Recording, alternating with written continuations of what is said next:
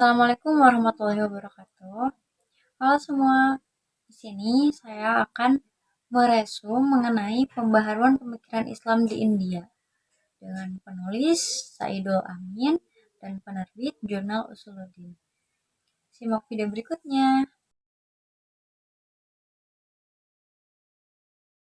Menurut para ahli sejarah, Islam menduduki negeri Sind dan bahagian selatan puncak Hindia pada tahun 712 Masehi, dipimpin oleh Muhammad bin Qasim al-Thaqafi, panglima perang Bani Umayyah di masa Khalifah Walid bin Abd Malik pada tahun 388 sampai 421 Hijriah, dan berhasil mendirikan sebuah kejayaan yang kuat di sekitar wilayah Pakistan hari ini dan bertahan sampai Kesultanan Delhi pada abad ke-13.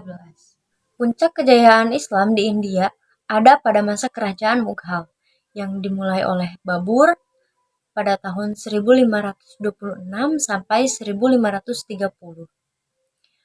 Lalu Humayun pada tahun 1530 sampai 1556. Kemudian ada Sher Shah Sur pada tahun 1549 sampai 1556. Kemudian Akbar yang Agung 1556 sampai 1605.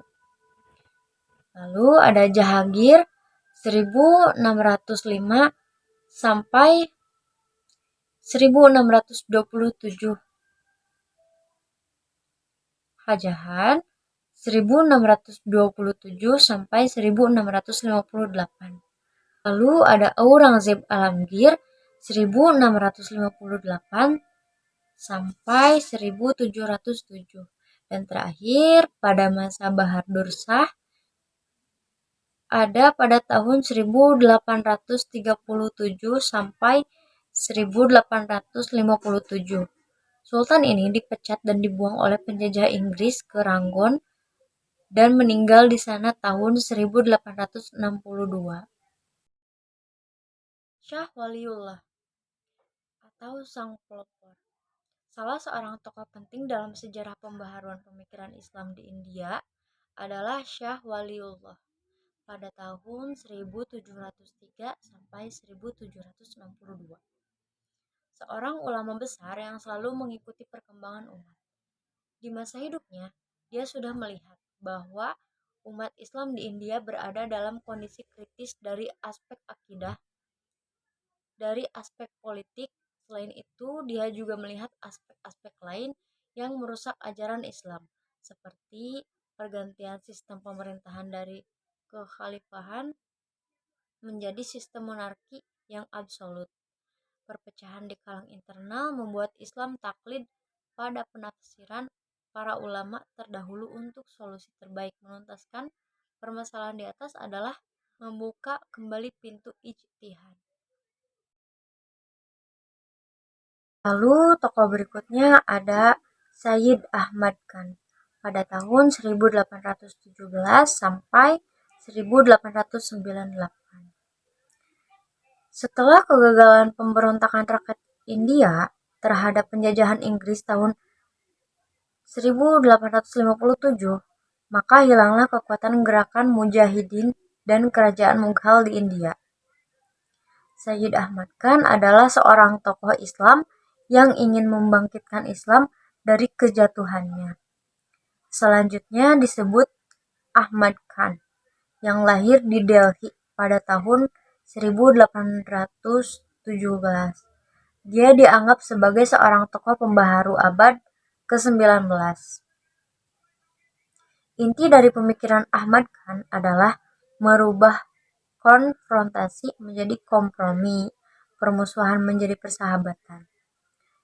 Sikap menolak semua ide dari Barat diubah dengan sikap kooperatif dengan mempelajari kemajuan peradaban dan teknologi yang ada pada penjajah tersebut. Baginya, perlawanan terhadap Inggris hanya akan menambah kehancuran umat Islam.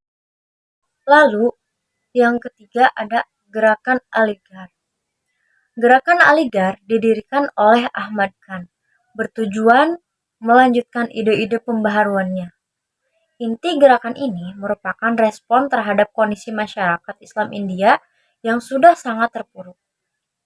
Tokoh yang berperan dalam gerakan Aligarh adalah Fikar al-Mulk pada tahun 1841 sampai 1917, yang pada awalnya sangat sejalan dengan Ahmad Khan, khususnya dalam masalah kerjasama dengan Inggris.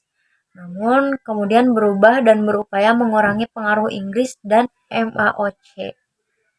Setelah itu, ada beberapa nama lain yang berpengaruh terhadap gerakan Aligarh, seperti Chirag Ali, Salah al-Din Khuda, Maulvi Nazir Ahmad, dan terakhir ada Muhammad Shibli Nu'mani pada tahun 1875 sampai 1914. Yang selanjutnya ada Sayyid Amir Ali. Sayyid Amir Ali atau selanjutnya disebut dengan Amir Ali yang berasal dari keluarga Syiah yang di zaman Nadir Shah pada tahun 1736 sampai 1747. Pindah dari Khurasan di Persia ke India. Pokok pembaharuan pemikiran dalam Islam Amir Ali dijelaskan di dalam buku fenomenalnya, The Spirit of Islam. Intinya menjelaskan Islam sebagai agama kemajuan berdasarkan bukti sejarah dan tamadunnya di masa lampau. Amir Ali cenderung kepada pemikiran liberal, seperti jelas terlihat ketika dia menyatakan bahwa Al-Quran dari aspek sejarah sesungguhnya hanya untuk masa Rasul SAW dan zaman ketika itu. Pemikiran Amir Ali sangat dipengaruhi oleh filsafat dan teologi Syiah, khususnya dalam masalah perbuatan manusia, af'al al-ibad, yang cenderung kepada Mu'tazilah. Dia berpendapat bahwa kemajuan Islam ada kaitan dengan pemahaman teologi atau ilmu kalam. Lalu ada Muhammad Iqbal atau penyatu dua kutub pemikiran. Muhammad Iqbal dilahirkan di Sialkot pada tanggal 9 November 1877. Inti dari pemikiran pembaharuan Iqbal juga tidak jauh berbeda dengan tokoh-tokoh lain di India, khususnya dalam merespon kondisi masyarakat yang sumut dan tertinggal. Selain itu, dia juga menolak pemahaman dan pengamalan yang salah tentang konsep zuhud dalam ajaran tasawuf, yang menjadi salah satu penyebab kemunduran umat Islam. Iqbal sesungguhnya dianggap sebagai intelektual muslim yang mampu menyatukan dua kutub pemikiran, yaitu Timur dan Barat. Dua dunia pemikiran, filsafat dan tasawuf, sehingga hampir tidak ada tokoh sesudahnya yang mampu melakukan hal tersebut. Dan selanjutnya ada Muhammad Ali Jinnah atau Bapak Pakistan. Tokoh yang sejaman dengan Iqbal adalah Muhammad Ali Jinnah atau disebut dengan Jinnah. Jinnah, bukan zinah ya. Anak seorang saudagar yang lahir di Karachi pada tanggal 25 Desember 1870. Jinnah mampu merealisasikan ide-ide tokoh sebelumnya ke alam nyata. Dia lebih cenderung kepada praktisi, bukan pemikir. Walaupun tidak banyak mengeluarkan filsafat dan pemikiran seperti Iqbal, akan tetapi perannya dalam membangun negara Islam Pakistan tidak dapat diingkari. Pada sisi lain, perannya mewujudkan negara Islam adalah bukti bahwa dia tetap berasumsi Islam sebagai agama yang sempurna, bukan hanya mengatur permasalahan ibadah, akan tetapi juga negara. Dan yang terakhir ada Abul Kalam Azad.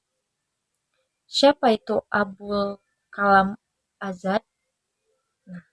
Ia adalah seorang tokoh yang berpikir sebaliknya, yang menginginkan agar Islam dan Hindu dapat sama-sama menentang penjajahan Inggris untuk menciptakan negara India merdeka, di mana Muslim dan Hindu bisa hidup berdampingan secara baik. Prinsip ini yang membuat Azad setia kepada Parti Kongres India dan menjadi salah seorang tokoh yang penting, serta beberapa kali pernah menjadi Menteri Pendidikan mewakili partai tersebut. maka wajar jika ia dianggap Muslim India yang paling berpengaruh di setiap golongan masyarakat, baik kalangan intelektual maupun orang awam. Mungkin itu saja yang dapat saya sampaikan dari resum materi tersebut. Mohon maaf bila ada kesalahan kata. Wassalamualaikum warahmatullahi wabarakatuh.